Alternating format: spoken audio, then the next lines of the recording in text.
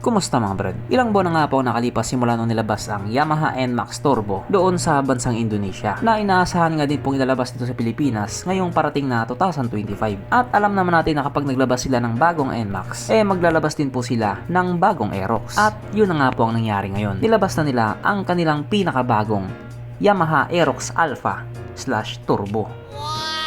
At katulad nga po ng inaasahan, nagkagulo na naman ang mga tao at naglabasan na naman ang mga eksperto.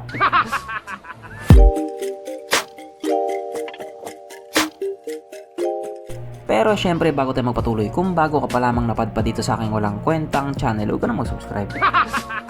So yun na nga, noong nilabas nga po sa Indonesia yung Yamaha NMAX Turbo, may mga tao nga po na humiling na sana meron din yung Aerox or Aerox Turbo na agad nga pong pinagbigyan ni Yamaha. Pero syempre nakaplano na yun. At ngayon nga po nilaunch nila ang pinakabagong Yamaha Aerox Alpha Turbo or Yamaha Aerox Turbo.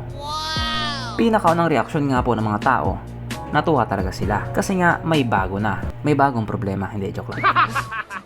Dito nga po sa bagong Aerox, nagbago na rin talaga yung itsura niya. Pero itsurang Aerox pa din siya. Alam nga naman na maging XRM yan. Pero ito nga din po yung napansin ng ibang tao. Kasi itong bagong Aerox daw ay parang pinaghalong Honda Click at Honda Airblade. Well, kayo na lang bahalang humusga. Basta para sa akin, napakagwapo talaga niya. At katulad nga din po doon sa NMAX Turbo, itong Aerox, napakadami din niyang variants. Pero syempre yung pinaka-highlight nga po dito is yung tinatawag nga po nilang NMAX Turbo or yung kanilang nga pong YE-CVT or Yamaha Electric Continuously Variable Transmission. At yung pinakatanong nga po ng mga tao kung may turbo ba talaga ito or kung totoo nga ba talaga na may turbo siya. Syempre naman, wala. Syempre yung mga ganyan, pautot lang nila yan. Kumbaga yung turbo nga po na sinasabi nila, parang turbo sensation lang yon. Kasi nga yung CVT niya or yung panggilid niya, hindi nakatulad doon sa traditional na panggilid na ginagamitan nga po ng bola or flyball. Automatic na yung motor mo, automatic pa yung CVT mo or yung panggilid mo. Pero doon lamang po yun sa variant na may turbo. Yung ibang variant, ganun pa rin. Gumagamit pa rin ng bola or flyball. Paulitin ko po, wala po talaga siyang turbo. Feeling mo lang talaga yon may turbo. Dahil sa kanyang turbo sensation. Kung hindi mo pa rin na-gets, hindi ka love ng mama mo.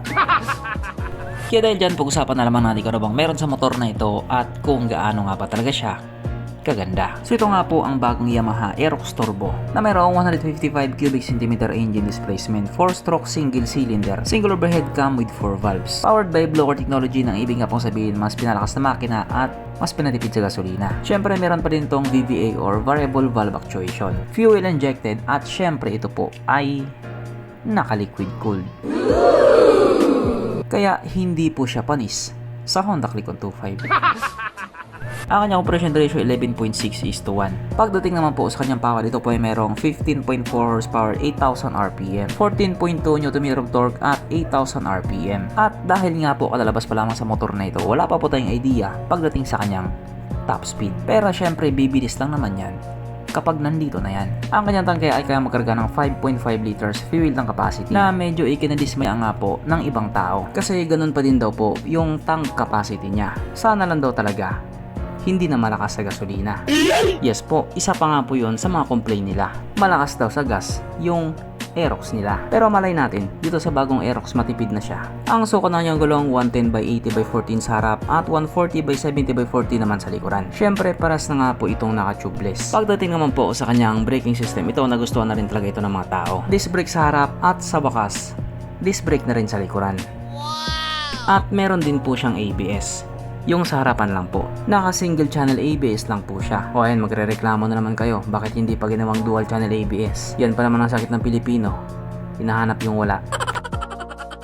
So nung nakita nga po ito ng mga tao na naka-disc brake na yung likuran niya, tuwang-tuwa nga po sila. Kasi nga po matagal na po nilang hiling yan na sana gawing disc brake yung sa likuran. Kaya ngayong napagbigyan na, masaya na sila. Ang kanyang seat height ay mataas ng 790mm at 145mm naman ang kanyang ground clearance. At ang motor nga po na ito ay may kabuuang bigat na 130 kg doon sa turbo at 127 kg naman doon sa Cyber City at sa standard. Mapunta naman po tayo sa iba pa niyang mga features. So ang ilaw nga po sa motor na ito naka full LED na po. At ang pinaka headlight nga po dito sa motor na ito naka LED projector na garantisadong malakas ang buga. Tapos napakaangas din ng DRL niya, parang kilay ng mga Dragon Balls. Pero mas gusto ko yung Dragon Ball.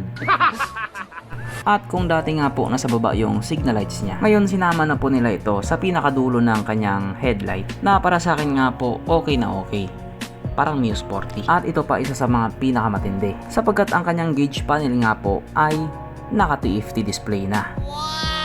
Sa wakas, TFT display na talaga. At hindi lang yan sapagkat meron din po itong 3 modes. Pwede mo mapalitan yung pinaka-display niya. Depende sa'yo kung alin yung mas gusto mo. O diba? Malupit na talaga. Syempre ito po ay nakakiles. Pero dun lamang po sa mga top variant or yung turbo variant. Yung standard di susi pa din. Kaya may choice ka talaga. Hindi naman kasi lahat ng tao gusto ng keyless. May mga tao din po na mas gusto pa rin yung di susi. At isa na nga ako dun. At ako nga pala meron pa din itong Y-Connect or Yamaha Connect na ayon nga po sa ibang tao, wala naman daw talagang connect. Mas gugustuhin pa nila na alisin na lang yung feature na yan. Meron din po itong ESS or Emergency Stop Signal na just in case nga po nagpreno ka ng biglaan, magpa-flash po yung ilaw mo sa likod or yung signal lights mo sa likod. Para yung nakasunod sa'yo, hindi ka niya madali. Kaso lang bonak yung nakasunod sa'yo, dali ka pa rin.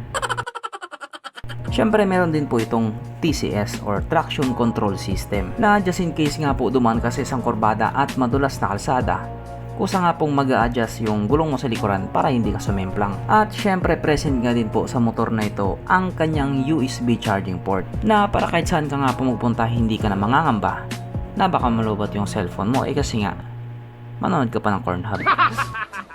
Pero dito hindi mo na kailangan manood ng Pornhub sapagkat nandito na nga po tayo sa exciting na part, ang kanyang mga suspension. So sarap ang bahagi nga po ito ay ginamitan ng telescopic fork at sa likuran naman ito po ay gumagamit ng dual shock absorber na may subtank. Pero yung standard wala pong subtank na ayon nga po sa mga taong nakagamit sa motor na ito. Maganda ang bounce.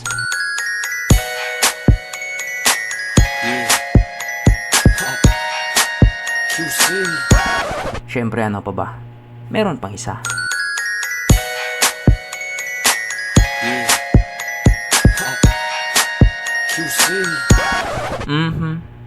Panigurado. Wala na namang nalungkot. At dahil wala nga pong nalungkot, alamin na po natin kung present nga ba sa motor na ito yung tatlong pinaka-importanting feature. So, una na nga po dito ang kanyang lagayan ng istalyon. At good news mga brad, meron siyang ganon. Meron siyang lagayan ng istalyon. Kaso lang wala pa din po siyang sabitan ng pulutan. At oras na nga po para sa ating Red Horse check ang pinaka-importanting feature sa isang motor. At ayon nga po sa aking masusing pag-aanalisa, ang motor na ito ay kayang magkarga ng isang kahong Red Horse at kasya pa isang kahon sa kanyang underseat compartment.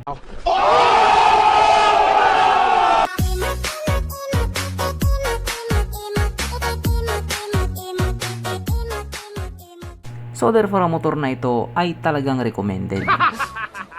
At regarding naman po sa kanilang presyo, yung Turbo Ultimate nga po, yung pinaka high-end nila, ay may presyong 41,730,000 Indonesian rupiah. Na kung i-convert nga po natin into Philippine peso, ito po ay papatak ng 150,000 pesos.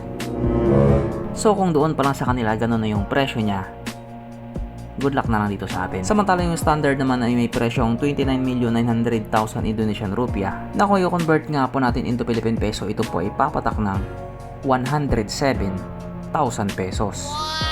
So napakalayo nga po nitong presyo ng standard doon sa top variant nila or yung kanilang Turbo Ultimate. Kasi nga po itong standard nila, marami siyang features na wala sa kanya na meron nga po doon sa Turbo Ultimate. Pero kahit nga po ganun, ang kagandahan naman dito, may choice ka. Kung saan lang aabot yung budget mo, yun ang bilhin mo. At nakaka-excite na rin talaga kung kailan siya ilalabas dito sa Pilipinas. Kasi sa pagkakaalala ko, yung sinabi sa akin ng source ko, mga June or July daw next year or 2025, ilalabas na sa Pilipinas yung NMAX Turbo. At baka lang naman isabay na rin nila itong Aerox Turbo. At kapag nangyari nga po na ganun, masaya talaga yon. Kaya habang may oras ka pa, mag-ipon ka na. So hanggang dito na lang muna mga brad. Kung may gusto kong sabihin or gustong idagdag doon sa mga sinabi ko, mag-comment ka na lang sa ibaba. Okay, bye.